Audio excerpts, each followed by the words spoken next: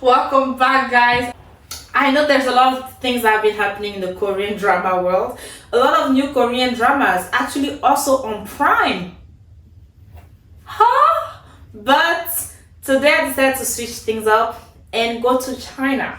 If you do not mind the language, if you do not mind long shows, like I'm talking like 70 episodes, and if you are interested in strong female character, you actually want to stick around for this one.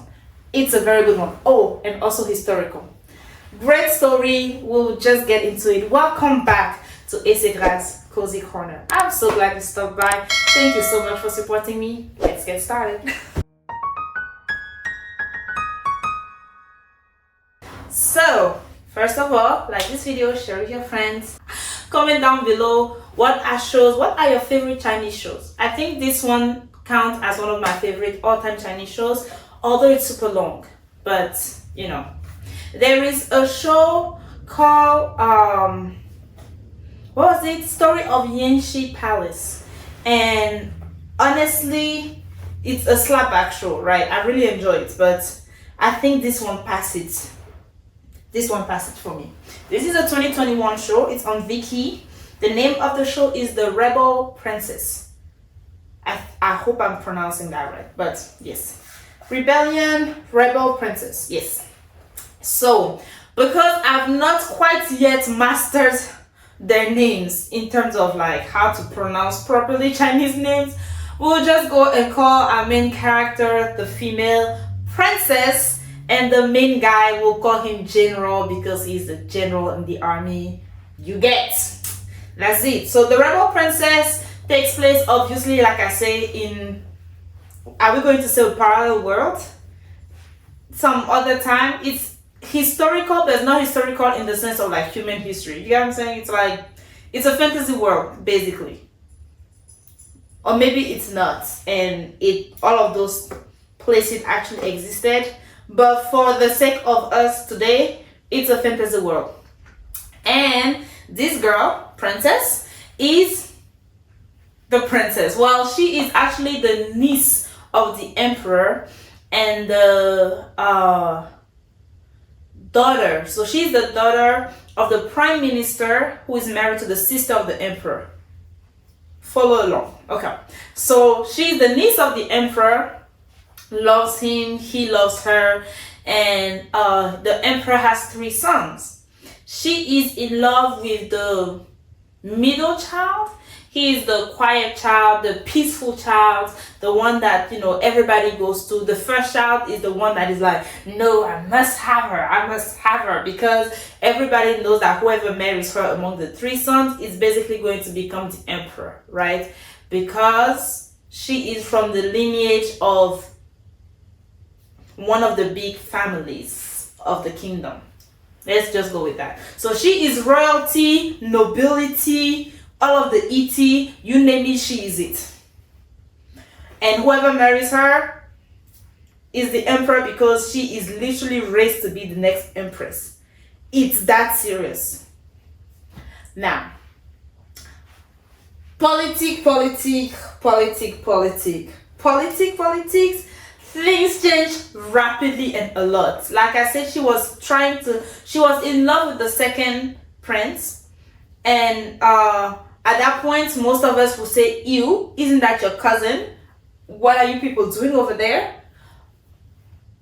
But you know what? Moving on. They were in love, they were going to get married. Again, ew.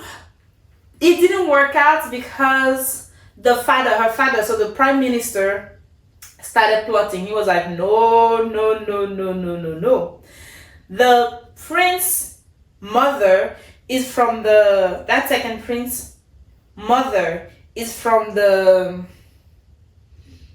another big family he was like, they cannot be the emperor. That's basically a nemesis. Oh, absolutely not. We need to be on the throne. And he wanted his sister, who is the mother of the oldest prince. You see how convoluted this gets? But basically, he wanted the first prince. He was on the side of the first prince because family. And again, ew. doubly your cousin. What? Anyways. Breath. This is crazy now that I'm talking about this story. It's like, why all those cousins? There was a saying back home when I was growing up, right? That cousins are made for cousins. Yeah, that's disgusting on so many levels. It's gonna have to be a no. Moving right along. Basically, the father wins. It's not like deep into, it's like 9 episodes into the show. Basically, that relationship is spoiled. The father is like, absolutely no, you're not marrying him. The father goes behind, plots things, and she ends up getting married to the general. At the time, she doesn't know that it's her father's plotting. She thinks it's the general's plotting that is trying to do that because, for power, political power. And the general is a general from like a border region of the empire that obviously is at war, and he has made significant, I don't know how they call it, which is why he's general. Participation, is it participation? Okay, y'all help me there, but that's why he's general. And he's from a commoner's birth, so not a noble, not interested in nobility. He's a fighter, likes to fight, continue to fight, and that's that. But he likes to fight, and that's how he became general and have like a mighty army, etc., etc. Long story short, she gets married to him. Is this a good place to go? Spoiler alert! Spoiler alert! I'm going to share a lot of details about this show. I'm not gonna go in details because 68 episodes. No. It's gonna be too much, but just a recap of the story, right? But the story is about that. So it follows her when she gets under him. At first, they don't stay together, right? Until something happens. I think she gets kidnapped. He saves her, and it's after he saves her that he realizes, I shouldn't have left her on her own. And it's like, duh. You are such a genius. Yeah, you shouldn't have left your wife on her own. You shouldn't have run away the night of the wedding. Listen, it might just be me, but according to me standard, and actually legal standards, people, you can get an annulment, not a divorce, an annulment for a wedding that has not been consummated. Why? Because the consummation is part of the wedding. It's the part where you become one. I mean, I don't know how you're skipping that part, but you see how I digress. He ran away the night of the wedding, basically. And so she was on her own. She got kidnapped. He saves her. And now he's like, basically, I'm so sorry and I will do better, blah, blah, blah. And if you know me, I love a good, like, redeeming story where it's like he makes a mistake and then he apologizes and actually does better. Like, actually redeems. But so that's their story. And then of course now we are following this couple into like many wars, political coups and things like that. When the emperor is basically being poisoned to death, and they're trying to make sure that who is going to become the next king, who is going to become the next emperor, because at first the fight was around her, right? Whoever gets to marry her is going to be the next emperor. But since she ends up being married to somebody else, then who is going to become the next emperor? So now the fight is between them and trying to figure it out and all those things. And in the process of trying to make it work, a few people become emperors. I'm just going to leave it at that. And a lot of betrayals, a lot of fights, a lot of wars. But what is impressive to me in this story was just her. You see her grow, like literally grow. Like at the beginning of the show, she's around her age, like a young girl in love. I would say what, 17, 18, just a young girl in love, just, or maybe 20. Well, I don't know. We don't know the exact ages of these people, but we know that she's young, right? And she acts young and she's growing. She just had her coming of age. Coming of age could be 16, could be 18, could be 21. We don't know. But she had her coming of age. We see her, and then we see that big heartbreaking event where her love is basically stripped from her. And she had gone and she had even tried to run away with him, and he didn't show up. And so the next day, she just got married. It was a whole thing that was happening. But you see her go through that process and harden her heart, and almost like go through that whole painful grief of a love story, whatever, heartbreak, whatever you call it. And when she gets married, we see her fall in love again. Right? When the guy redeems himself, we see her fall in love again, gets used to that, although it's brief, and then they get separated because he had to go to war and she had to go to the capital because of her mother.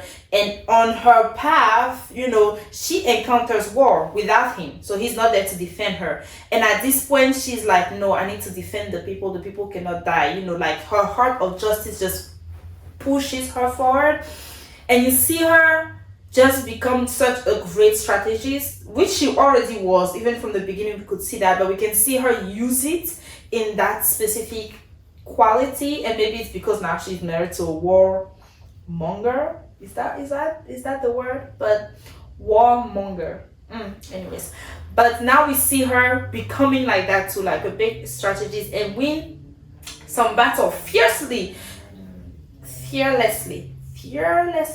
because she literally walks in the face of danger with such great courage, carries herself. You can tell that she's like, I know who I am. I was born as the future empress, and I will not diminish myself even without the title, because I don't care for the title of empress. She never did.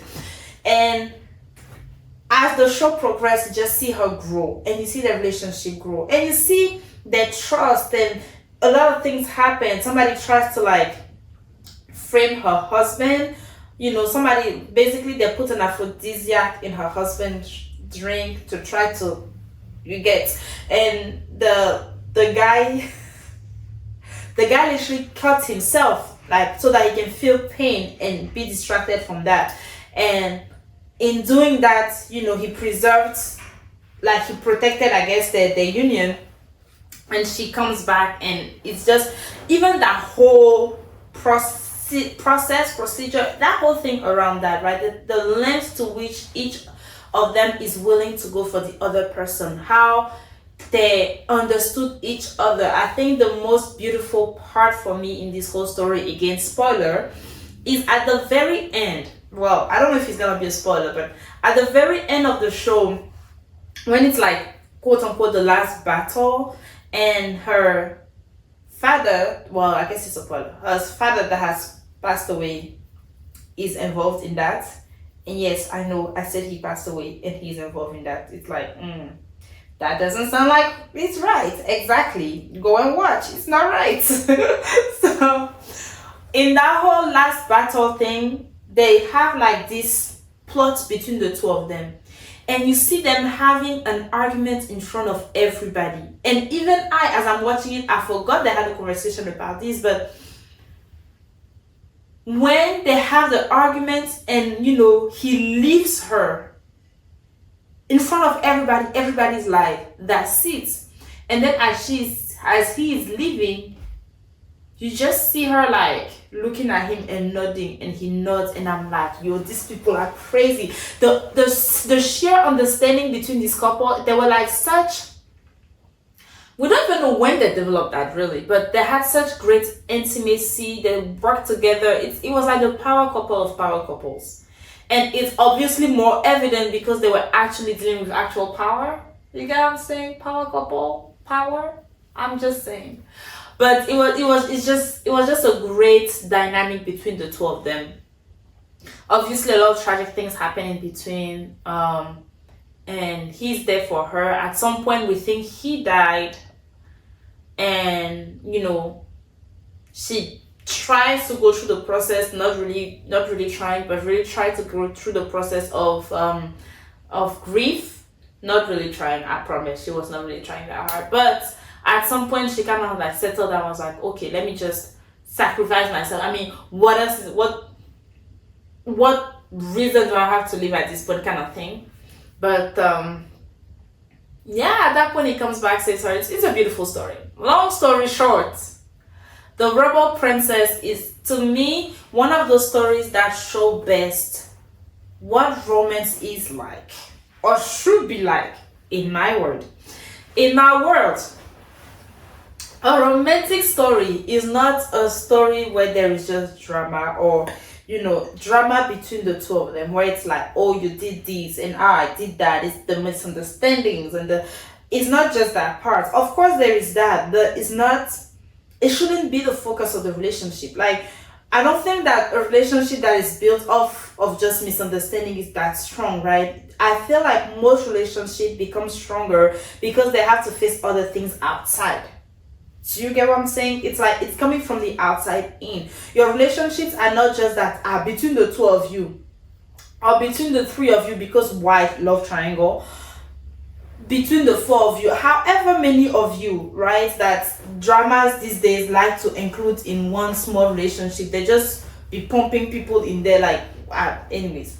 But between all of you, just that misunderstanding, and she did this and then he did that and then they did not know, and at that scale it's petty.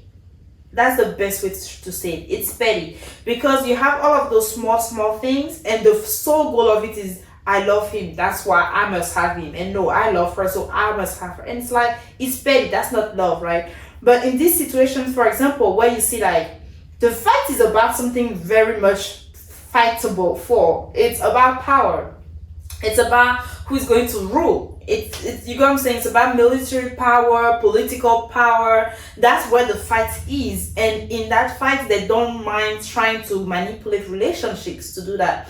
But in the manipulation of relationships, they, and by they I mean the general and the princess, made the relationship so strong that people couldn't come in between. A good example is how I told you she was in love with the second prince. The second prince was in love with her. They were together. They were like each other, like sweethearts, And obviously things happened. They got separated. She got married, and she comes back. And now the guy comes back, and he's like, "No, it's you that I love. We can still be together. I can become the emperor, dissolve your marriage, and marry you." And she's like, "Are you mad?" I loved it because she stood firm. She didn't wait until she didn't do this thing of like the games that they like to play in those shows. No, she was like, absolutely not. That's a thing of the past. This man is my present and future. This is my husband you're talking about. Like, are you okay? I will need you to go back to being the prince of this country and act as such. Act like a mature man and act in the role that you have. Understand the gravity of the role that you have. And no, absolutely not. I do not want to break up with my husband. I love him. At this point, he's my all. I loved it, guys. Can you tell I loved it? I really loved it. It was a very fun show to watch. One second.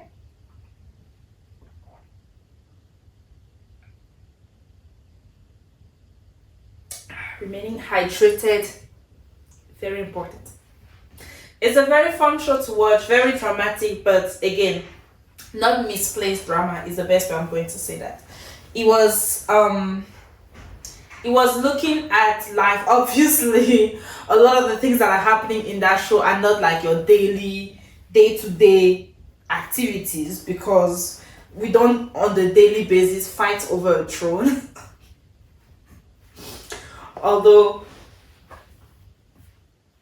we will see those fights, with presidency and voting and all those things, but we are not part of those fights on a daily basis, right? We are not all a princess. However, her way of carrying herself, her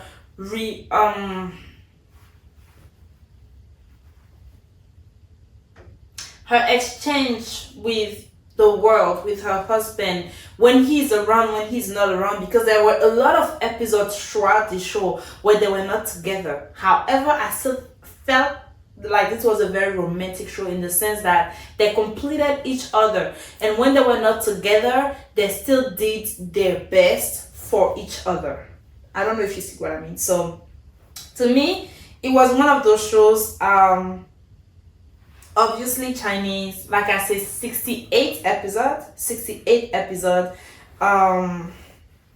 If you are okay,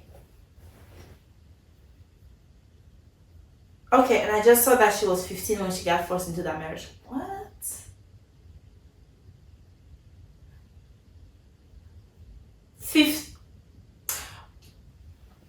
We're gonna bypass that statement because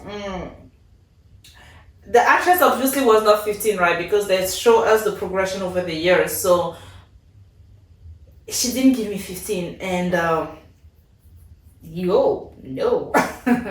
I'm going to say my favorite things about this show. I love the music in this show. The music was really well done, especially that duo song. I think it's the OP, the outro of the episodes. It's a very, I loved that show. The actress did a splendid job. Both of them, actually, the main actors and all of the team, but obviously specifically the main actors, they did a splendid job, especially her at the progression. And you could see how, like, in different period of her life, she acted differently. You could see her as the girl in love when she is with her husband, and at the same time as, you know, the "you will not try me" general when she's like facing other people. You can see her as a strategist. Like, she very much portrayed all of those emotions in the right place at the right time, and you could see how she grew. Like, you could see her as a childish person. You could see her going through like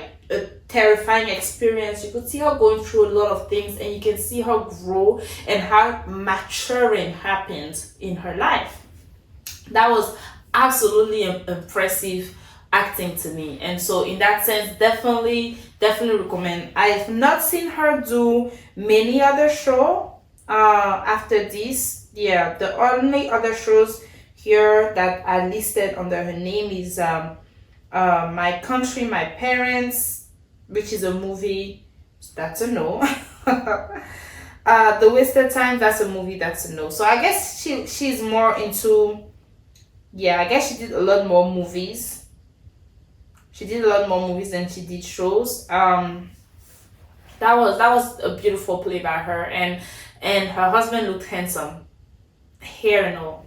He looked very handsome, and him too. We've seen him grow, but not really anything more than, you know, he went from just being war strategist to just being a more rounded strategist that also included political things and stuff like that. So it was very well played, and the ending, I love the ending. I'm not gonna spoil the ending for you, just go and watch it. I love the ending. I think it ended very well for both of them. I think it's what they wanted, is what they aimed for, is what they went for, and that's what they got. So work hard, get what you want.